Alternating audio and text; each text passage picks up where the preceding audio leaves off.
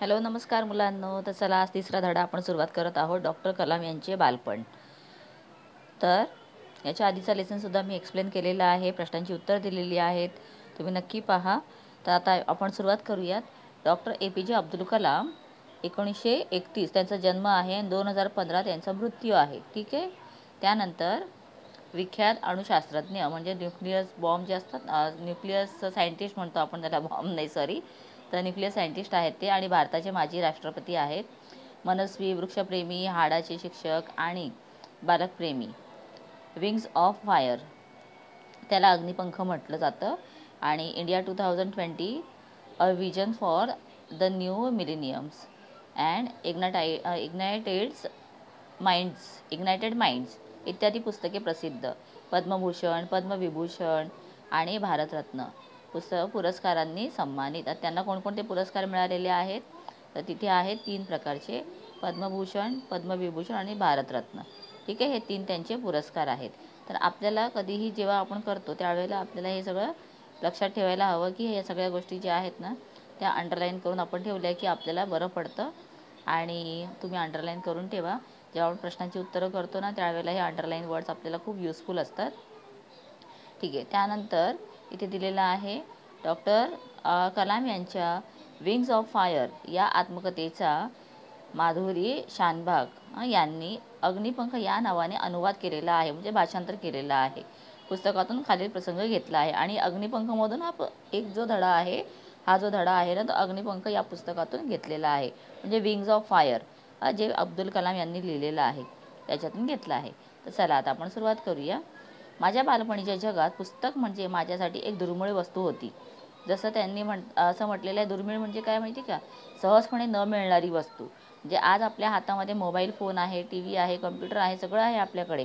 तुम्ही कम्प्युटरवरती सगळं काही वाचू शकता, जग पाहू शकता, पण त्यांच्याकडे साधं पुस्तकसुद्धा नसायचं. आमच्या गावात STR माणिकम नावाचे एक क्रांतिकारक राष्ट्रभक्त राहत होते. काय नाव होतं त्यांचं?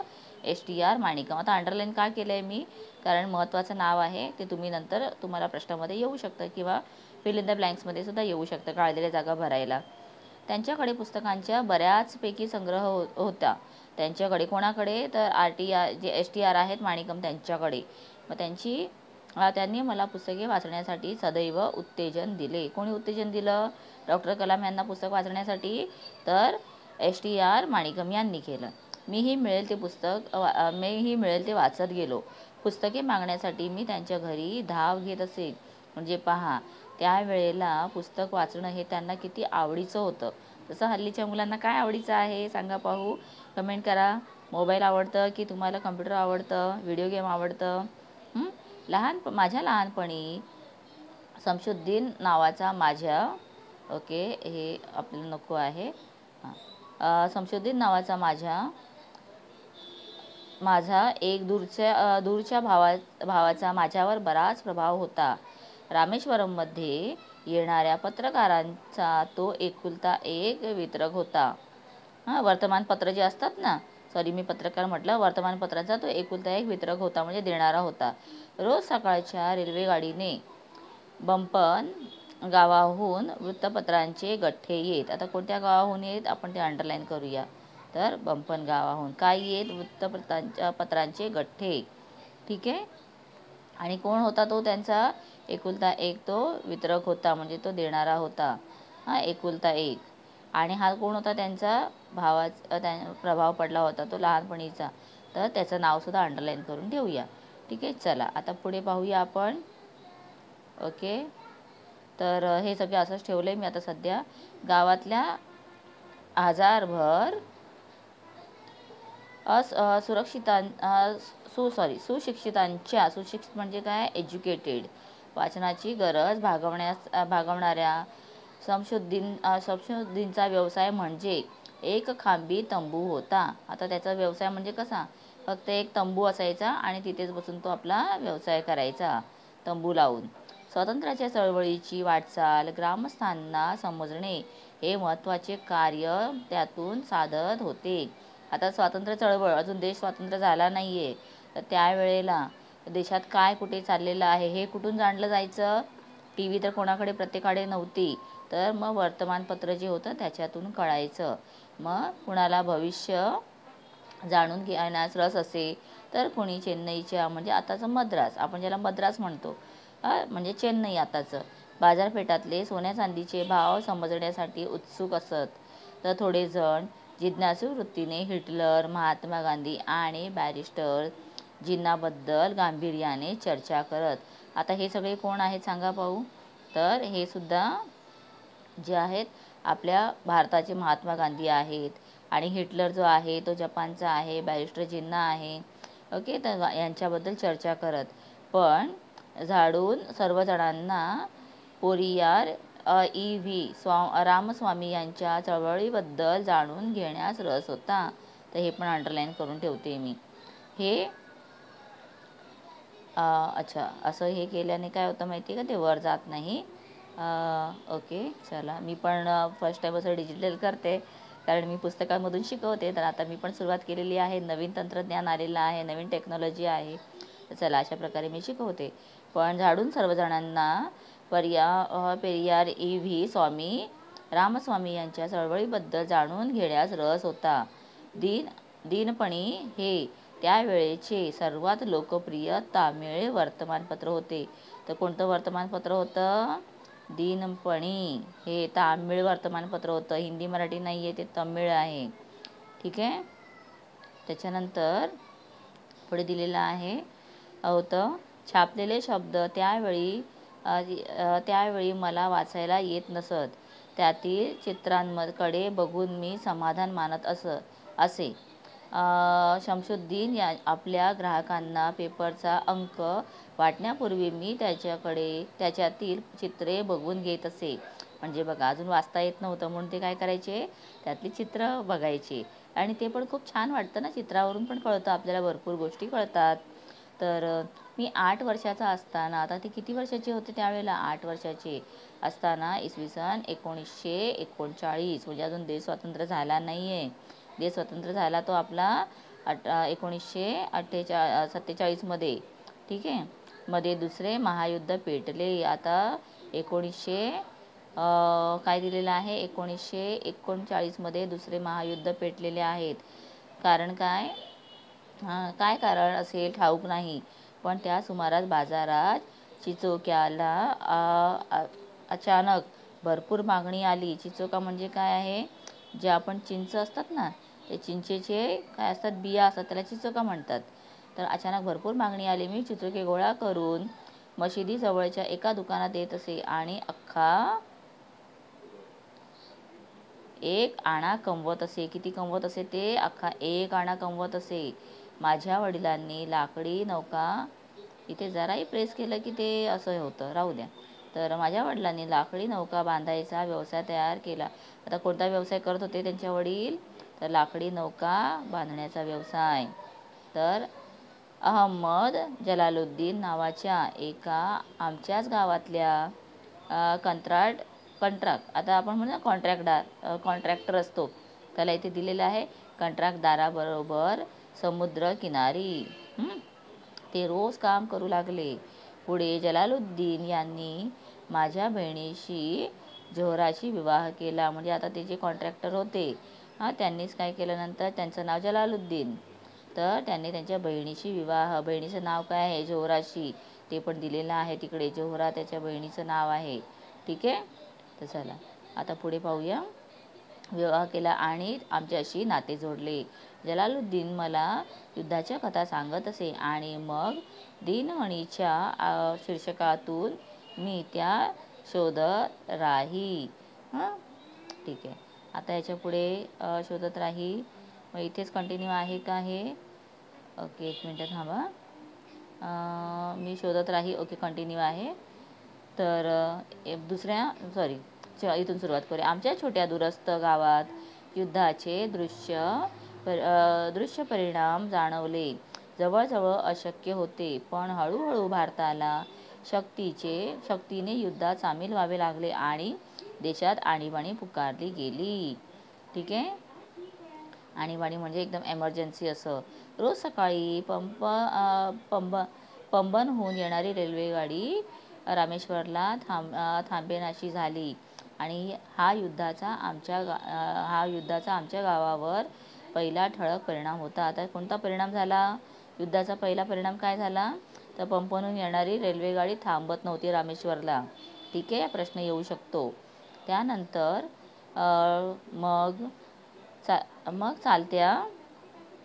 मग काय करायचे ते? मग चालत्या गाडीतून वर्तमानपत्राचे गठ्ठे रामेश्वर ते धनुषकोडी दरम्यान, धनुषकोडी हे पण एक काय आहे? गावाचं नाव आहे. तर धनुषकोडी दरम्यान खाली फेकले जात आणि ते गठ्ठे गोळा करण्यासाठी शमशुद्दीनला कोणीतरी मदतीस हवा होता.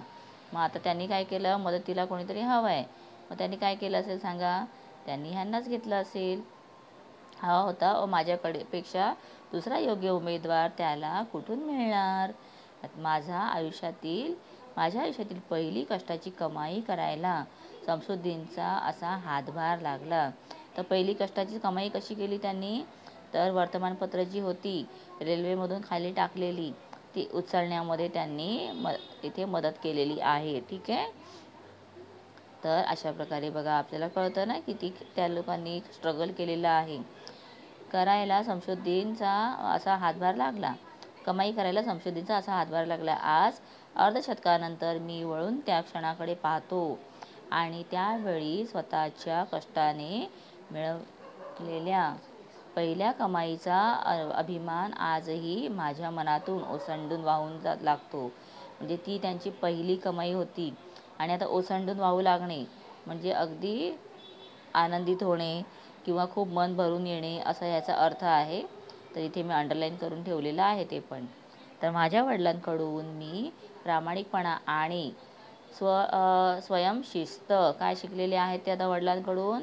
प्रामाणिकपणा आणि स्वयंशिस्त. तर आईने मला काय शिकवलेलं आहे? तर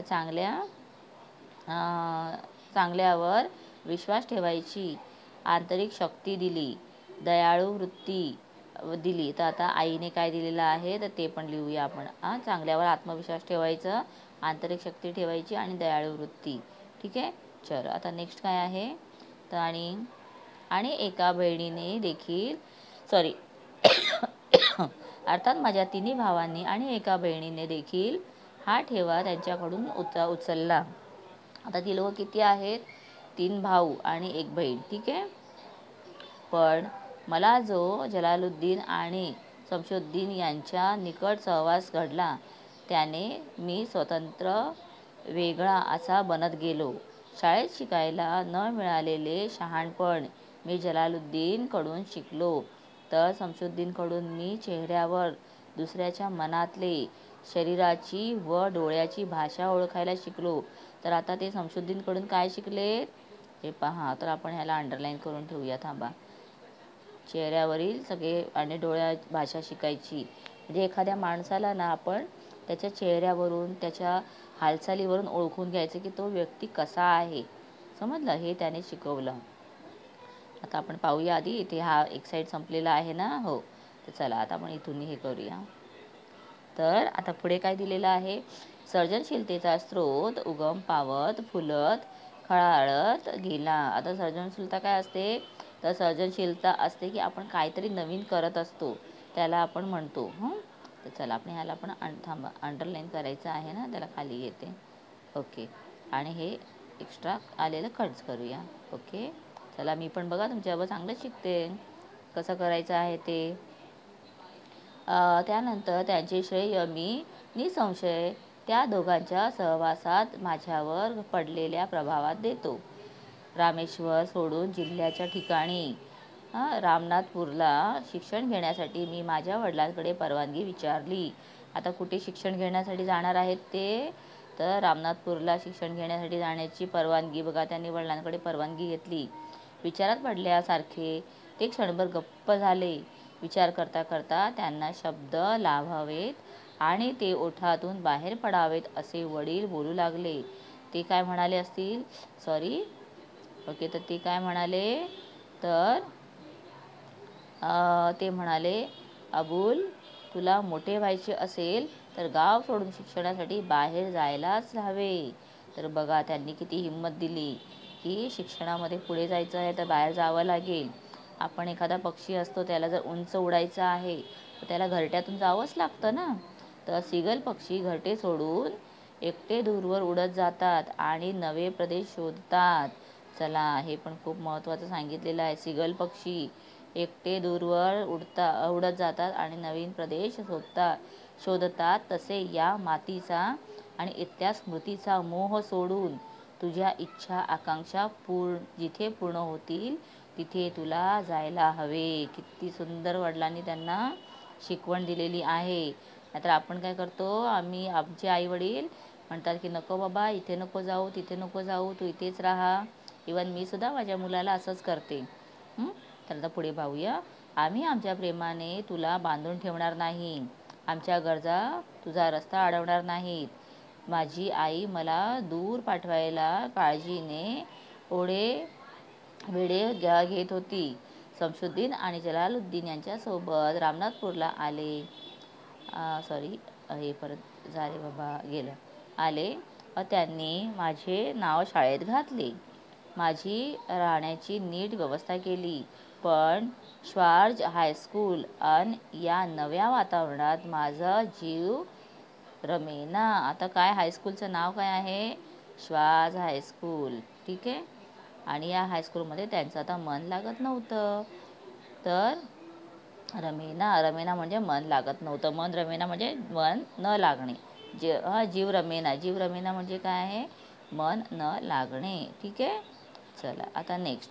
50,000 वस्ती असलेल्या या शहरात सदैव गजबज असायची. आता कोणत्या शहरात ची संख्या विचारली, समजा रामपूरनाथ शहराची संख्या विचारली, लोकसंख्या आता किती असणार सांगा पाहू.